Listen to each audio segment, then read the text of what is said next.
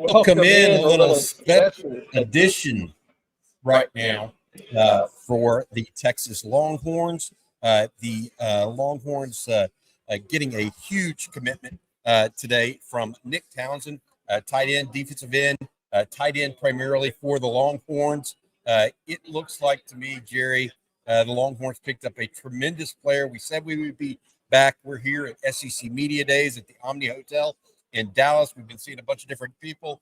Brian Kelly was at the microphone earlier today. So was Greg Sankey, the SEC commissioner. Nick Saban got denied access because he didn't have the right press credentials. Here's the press credential, by the way. Nick Saban didn't have one, so they didn't let him in. A lot of stuff going on today, but let's first talk about Nick Townsend, the tight end, moments ago committing to the University of Texas. His teammate, by the way, Tanook Hines, goes to USC. Texas had a in there for a little bit with Tanook, but really looks like Nick Townsend, big-time pickup for the Longhorns. Yeah, I think Nick Townsend's going to be a top 50 prospect in the country. The country is either tight end or defensive end, edge, outside linebacker for me. I think he's that talented of a guy. Look at him running away from good competition there. Now, he plays 6A ball in Houston. Huge win over Texas A&M, Alabama, and USC. I think entering June, it was Alabama slightly ahead of Texas. But the interesting thing was talking to Nick Townsend the last 2 or 3 days, and we have a special interview coming up with Nick Townsend here in a couple hours. He was good enough to cut with us prior to his announcement. But Nick Townsend, his parents really liked the Texas idea. They liked the close-to-home idea. As this decision got closer, he actually committed to Steve Sarkisian at the end of his official visit, which he'll talk about in an exclusive interview we have coming up with him here in a couple hours. But Nick Townsend, I think, is just one of the top tight ends in the country. If he's not the number one tight end, he's the number two. If you say he's not one of the top two, he's a top three. There's guys that he told me he's up to 238 pounds, by the way, 6'3.5", 238 pounds, 10.92 100 meters. We've gone over this before. That's a fully automatic time in a district meet. I mean, here he is. I mean, catching a bubble. I mean, look at this. The versatility he has. But it's one thing to be fast.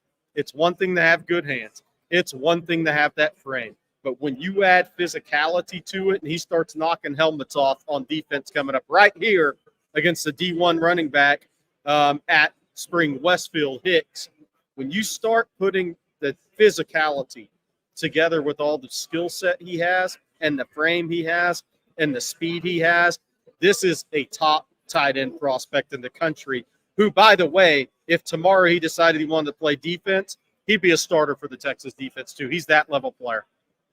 I got to be this and say this real quick. While Nick Townsend just committed not 10 minutes ago now, Jerry, we got more news that is breaking for the Longhorns. This one on the baseball diamond. Infielder Jalen Flores on Texas football has learned will be returning to the Texas baseball team. The Longhorns had 3 guys that were recruits selected in the Major League Baseball draft last night, as well as 1 player on the existing team, Jared Thomas. Now we're finding out that Jalen Flores, who could have gone pro, is saying he will return to the University of Texas next year. Nick Townsend, though, Jerry, brings Texas up to 15 commitments, I believe. Is that 15 or 14? Trying to remember. Long story short, 3rd consecutive commitment of elite players. Smith Larogbo, Cade Phillips, and now Nick Townsend. The Longhorns are adding that depth of elite players that we've talked about that has been a hallmark of Steve Sarkisian classes, in my opinion. The main thing here, too, with Townsend is, look, Nick Townsend, Lance Jackson, Smith Larogbo. One of those 3 guys, in my estimation, will end up being a 5-star prospect in our industry rankings in this class. We currently have all those guys as 4-star plus prospects, meaning I think they're top 100 level kids in the country. And I've kind of gone into that a little bit. Lance Jackson, top 50, Townsend, top 50, Smith Larogbo, top 60 type of guy for me. Texas, while on paper right now in the industry ranking, they don't have a 5-star commitment necessarily. I think one of those 3, if not 2 of those 3, will end up being 5-star prospects at the end of this class. I think Nick Townsend has a chance to make a huge jump because he, like Smith Orokpo, went into his junior year as a known, but on the national landscape, an unknown. And he blew up this year on the football field. 18 catches, 431 yards, 7 touchdowns, Wildcat quarterback, lead blocker, running back, a 2-back set, 76 tackles, 12 for loss, 8 sacks on defense. Nick Townsend became one of the best prospects and players in the state of Texas. So when you look at this recruiting class right now, for me, realize there's 3 guys, and at least one of those guys will probably end up being a 5-star ranked prospect at the end of this recruiting cycle. So just something to keep in mind here as this Texas class continues to build. Yeah, Jerry, we're here at the SEC Media Days. I tell you what, we've got to talk a little bit about what's going on here today as well. That includes, Jerry, Greg Sankey getting the microphone today. We mentioned he talked a little bit about conference expansion and said he right now is happy at 16, while he didn't completely deny the idea that Texas, or that not Texas, but that the SEC might look elsewhere. Right now, I think he's happy with 16. A lot of news out there right now that the Big 12, given that, is targeting Clemson and Florida State for expansion there. We'll see exactly what happens in that regard. But Sankey talking about that, also talking about the fact that he loves the current situation of the SEC and how it's remarked and set up. Also at the mic this morning, Brian Kelly, the LSU head coach, came in, had a little bit to say about Bo Davis and his time at Texas and why he is now at LSU. That was a little interesting commentary. Wasn't particularly revealing, I don't think, but it is something that we need to talk about here a little bit as we take your questions and comments here on this special live stream we're doing from the Omnia Hotel in downtown Dallas. Let's talk a little. You have something, Jerry, you want to bring up? Go for it. One of the funny things, Shane Beamer went to the mic earlier today, about an hour and a half ago, and I think one of his first comments was, I know a lot of people don't think we're going to be good, but I like our team. That's always an and that's not a word for word. That's a pretty interesting way to start the press conference. And there's Coach Beamer right across the way from us, because we are at the Omni Hotel here in Dallas, site of the Big 12 Media Days. A couple of questions I want to get to right now. Scott Knutson has this one, Bobby. If Texas were fortunate enough to land Michael Terry, Chance Sark and company would consider playing Nick Townsend on defense. I think Nick Townsend, one thing you'll get from him in the interview that we have coming up on Texas Football, the exclusive with Nick Townsend that we cut a couple of days ago, is he's open to playing either side of the ball. He may have a slight preference to tight end, but he's not a guy that's closed-minded and shut off to this process. If he ended up being a defensive player, he'd be fine with it. I think he just slightly prefers offense, but you can watch his video and tell this guy doesn't mind playing defense. He loves the physicality of football. And I wanted to answer this one as well because Scott Knutson had a good question. And then there's this one from Zane Petty, Bobby. I want you to answer. This is an interesting question. Bobby and GH, do you think Smith Orokpo or Townsend would be a better college prospect at DN? I'm going to start by saying I think Townsend could play off-ball linebacker, where I don't think Orokpo is. So, all right, Bobby, what's your thoughts on that? Well, I think of the two, Orokpo's the more natural defensive end because he's got longer arms and maybe a quicker, twitchier first step. I agree with you that I think Townsend's more of an off-ball linebacker than he would be a defensive end. He'd be a heavy inside linebacker, but that doesn't mean I do think he could be a pass rusher. But look, I love what Texas is doing. I've said this before. There are some spots that we're concerned about, and we've discussed those, including the defensive tackle spot and potentially cornerback. But Orokpo, Townsen, Lance Jackson, Cade Phillips. I'm just telling you, those guys can play ball, and they can play it at just about any place They want to win the country. Same with the 4 offensive linemen Texas took, Jerry. The Tech Bo Barnes, another one, and Dallas Skyline, I love a lot. The Texas Tech class just has depth and it's high quality. So I think that as I look at it right now, that is probably what stands out to me. So whether I think I would take a Rogbo as a defensive end to get back to Zane's question. I take Rogbo as a defensive end, Townsen as a linebacker, and or the tight end position. I just think Townsend is going to be a tight end. You know, I mean, Steve Sarkisian is not going to let a guy that runs 10-9 get out of his way from being a tight end. He's just not going to do it. Look, this is what Nick Townsend is to me. Amari Niblack athletically with NFL physicality as a blocker. There just aren't many of those guys walking around high school football recruiting. They just aren't. Not guys that are 6'3.5", 238, living rent-free in UT has this question. And let's get to this. This is part of it. With Nick Townsend already weighing 235 going into the senior year, how big can he get when he gets to the Texas Strength and Conditioning Program?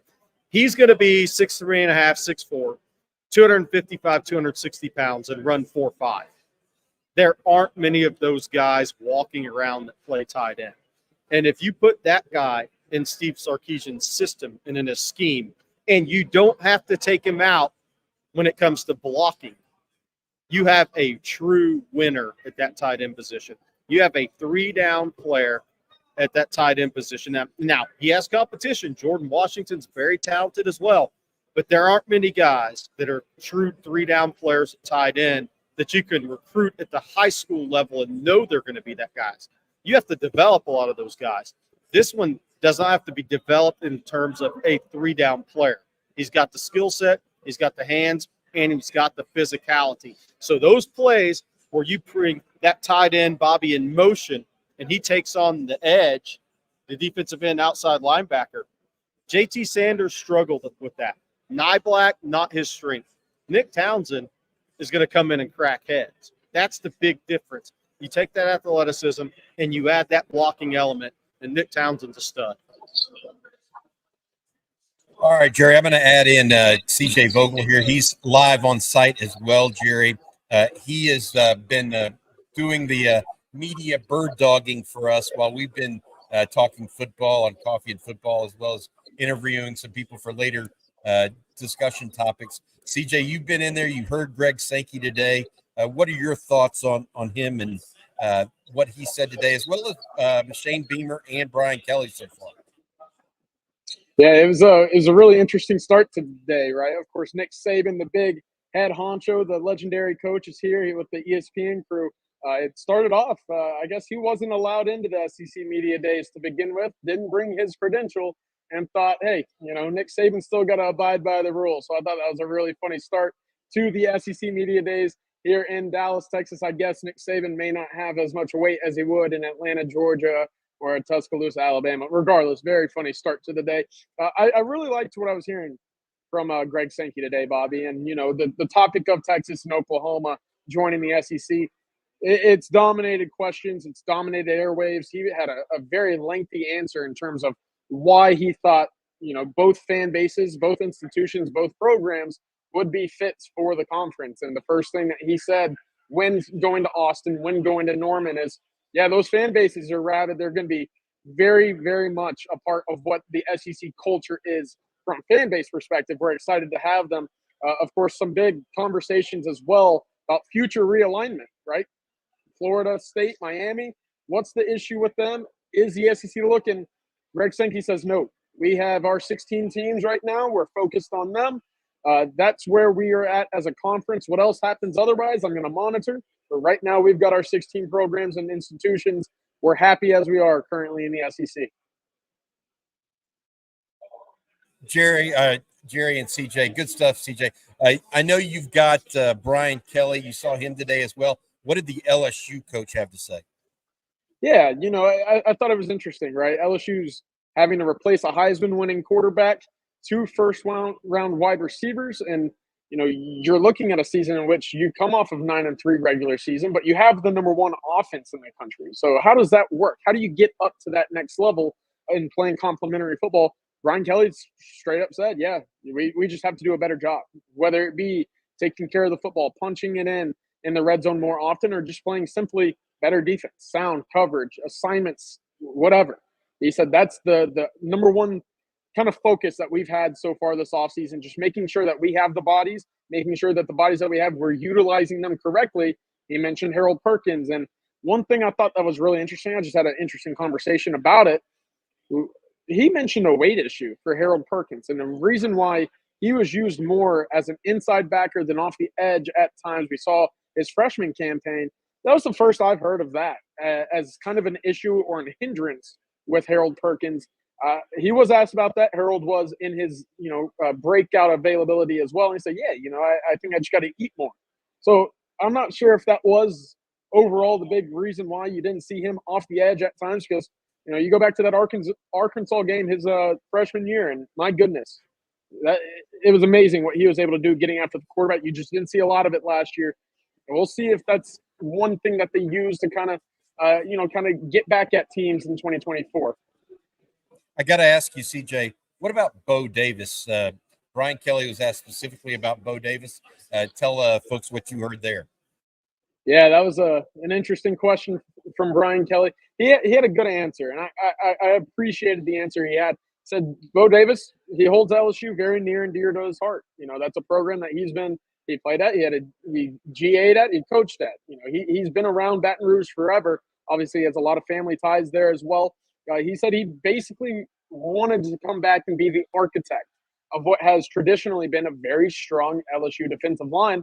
It's obviously disappeared over the last few years. And for Bo Davis and the soft spot that he holds for LSU in his heart to come back and kind of be the guy that brings back dominant defensive line, he said it was an opportunity that he could not pass up when it was presented to him. Good stuff there, CJ. All right, we're going to let you go, CJ. I know you got Lane Kiffin up next and those guys. So we'll hear from you again this afternoon on The Winning Drive. Yourself, Rod Babers, Bob Shipley coming around 4:15, 4:30 this afternoon as well. All right, have a good one, CJ. Thank you so much. All right, look, this is a lot of fun, Jerry, we're having here today.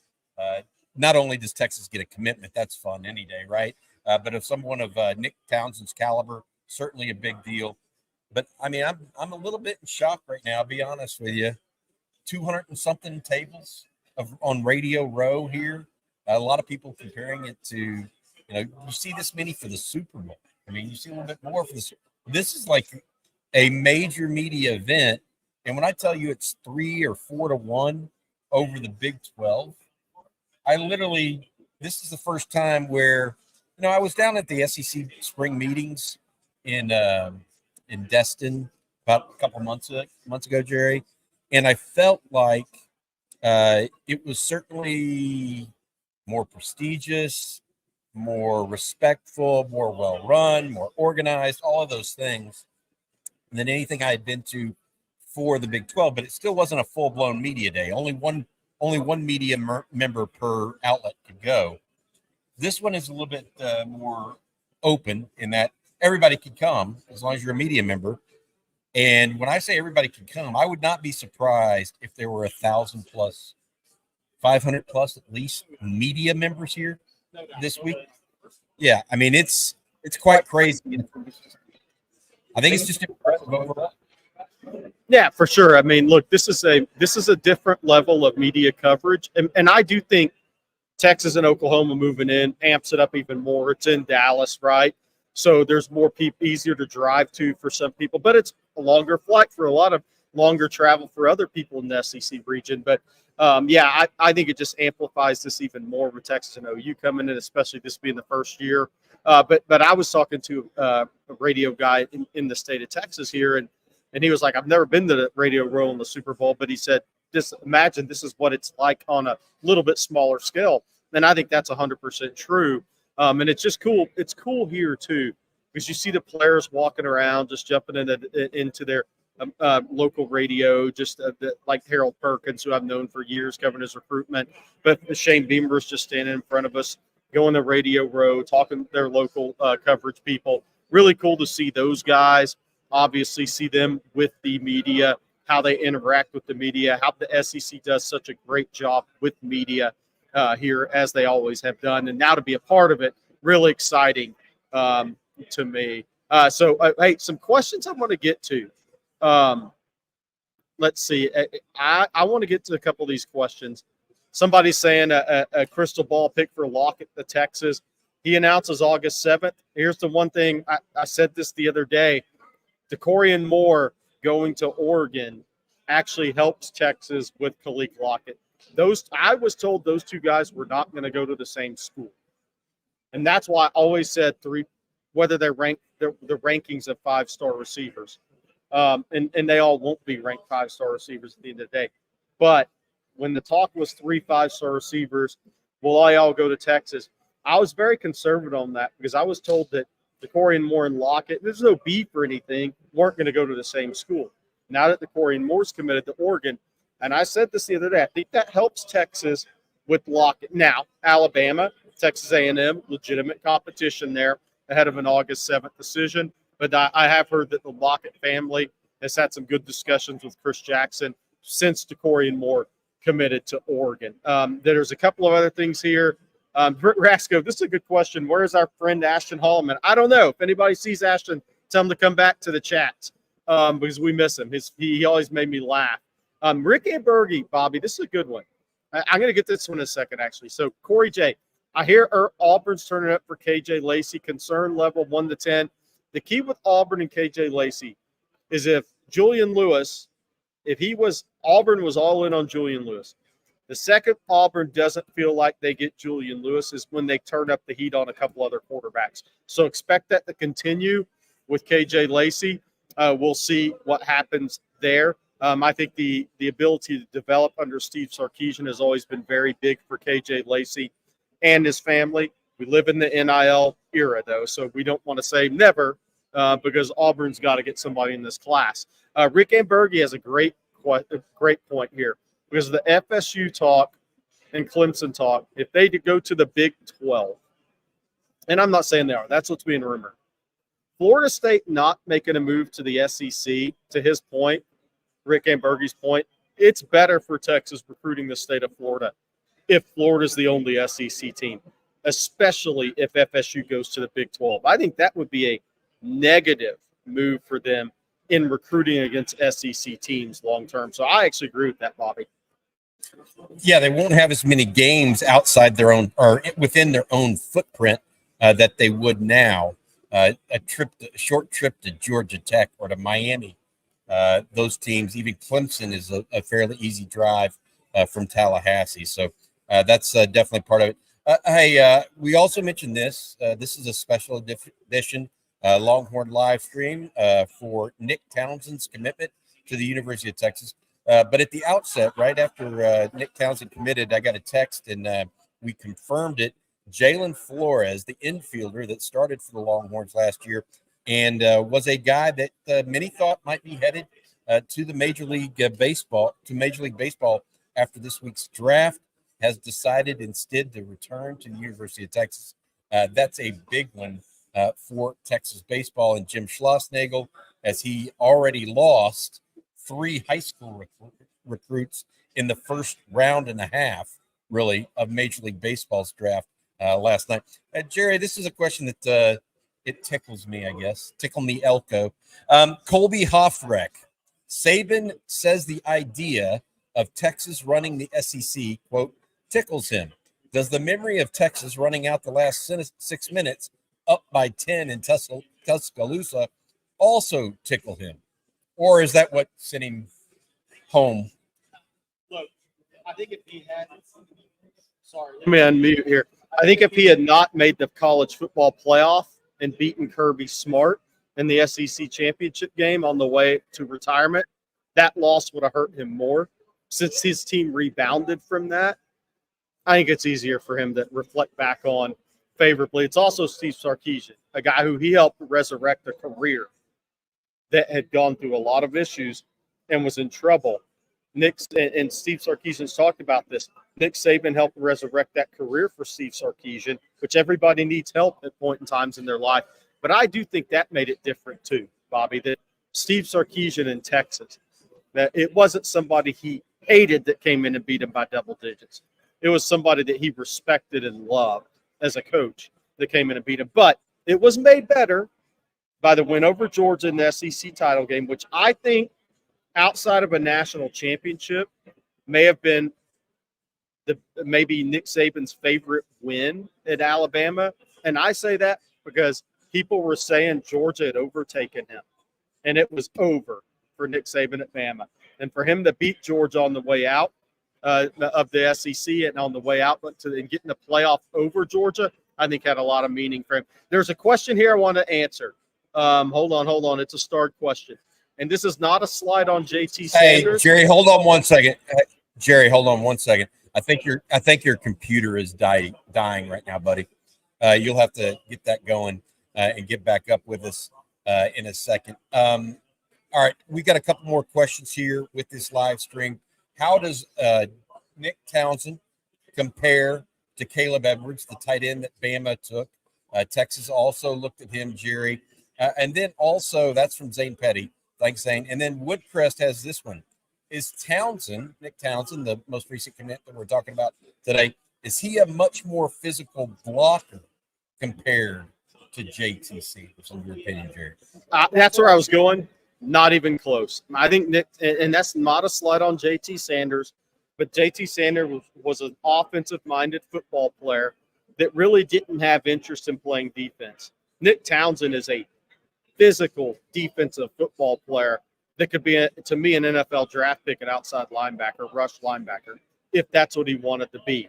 So he's a much more physical player. And I'm not saying Amari Niblack's not a physical player, but he is a much more physical player than either one of those guys is going to be blocking and what he's going to be asked to do in the scheme. All right, Jerry, I tell you what, this is big news for the Longhorns. Longhorns getting going in their recruiting class now. I want to take a step back and ask you the proverbial question we always talk about, and that's whether or not the Longhorns have now filled their need at tight end. We think they're done unless Michael Terry comes on board, but Terry could be, frankly, also a wide receiver, could be also a defensive player. He is literally kind of that anomaly that Texas is recruiting. They look good at offensive line. They're waiting on maybe one more or two more, Michael Fasusi and Nick Brooks. They've got the two defensive edges they wanted. They've got one or two linebackers in Jonathan Cunningham most recently, as well as Bo Barnes. They're waiting on Madden Faramo. They just got Cade Phillips last week. Caleb Chester also in the secondary. Waiting on Aiden Anding potentially there. Where else are we waiting? I guess defensive line with DJ Sanders. Yep. Is that it? I think DJ Sanders, which is kind of a ghost in recruiting, and I don't mean that negative. He's just not a kid that's on social media doing a lot of interviews. Some colleges thought he could commit early July. Some are thinking mid-July. We'll see which one it ends up being. Texas has felt pretty good about that at times, but I don't really have a feel for DJ Sanders' recruitment. Maybe we do as it gets closer, but right now I really don't. I do think he'll stay in state. Obviously, Nathan Tillman, the safety out of Mansfield Timberview, we expect to announce a decision this week at some point. He stayed close to home once before and went to SMU. We know his parents prefer close to home. Does he prefer Utah this second go-round? We'll see. I think the parents like the idea of Texas. I think he's been liking Utah. I'm not ruling TCU out. It'll be one of those three. That'll be an interesting one to see where it goes. Kelshawn Johnson obviously announces tomorrow around 5. That is Texas A&M. I know Zane Petty wants to put me on the spot. I'm not ready to go there yet because I do think Kelshawn's been an A&M lean, and I would have predicted him to go to A&M 2 weeks ago. But since he's put off that announcement due to Hurricane Beryl and DeCorian more committed to Oregon, Steve Sarkisian's had a number of discussions with Kelshawn and his mom. I think it'll be interesting to see. They're supposed to either talk late last night or again today. It'll be interesting to see what Kelshawn does tomorrow. I think he's been an A&M lean. I think A&M's going to continue to Mike Elko and Holman Wiggins chip away at, we've been on you the whole time. There was never a question. You've been our guy. You and Khalid Lockett were our guys. We told you that the whole way through. So we'll see what Kelshawn does tomorrow. Jerry, Longhorns now, 15 commitments. This is big. They mentioned Khalid Lockett, and I started thinking about that a little bit. And somebody mentioned in the chat as well, does the Mississippi receiver Caleb Cunningham going and choosing Alabama like he did over the weekend, does that make Lockett look more at Texas versus Texas A&M as opposed to before it looked like it might be Texas, Texas A&M, and Alabama? Do you think now it might end up being more of a two-team race, Longhorns versus Aggies, or is that a maybe, or is that a reasonable guess? Yeah, we'll see. I mean, look, Caleb Cunningham, Alabama has 2 receivers committed. One's a smaller slot receiver. So it's not like they have an overload, 4 receivers committed in the class. I'd still think for the Texas side, DeCorian Moore committing to Oregon helps Texas with Khalid Lockett. I think had DeCorian Moore gone to Texas, Khalid Lockett was off. It was off the board for Texas on the Lockett side of things. That's just what I heard multiple times. So I don't know if Caleb Cunningham committing to Alabama would push Khalid Lockett to Texas. Because, look, Khalid Lockett made his official visit with Jamie French. He knows Jamie French is leaning to Texas. So one guy isn't going to push somebody away. Multiple guys or guys you see at the same position with a different skill set and maybe you're a bigger name, possibly. But we'll have to see on Khalid Lockett. A&M, by the way, yet to get a wide receiver in this class, I do believe. So they're all in on Kelshawn and Lockett as well. Because right now, Texas doesn't have a receiver committed. A&M doesn't have a receiver committed. Who thought we'd be saying that at this point in time, by the way? Emmanuel Choice goes to Oklahoma over A&M. So the sell is going to be the same. I do think DeCorian going to Oregon helps Texas a lot.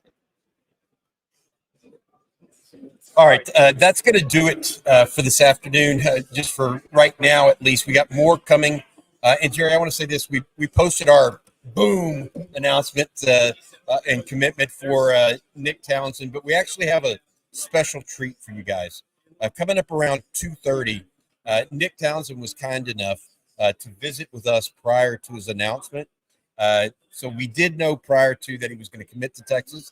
However, we respected his wishes to not say or do anything until after that.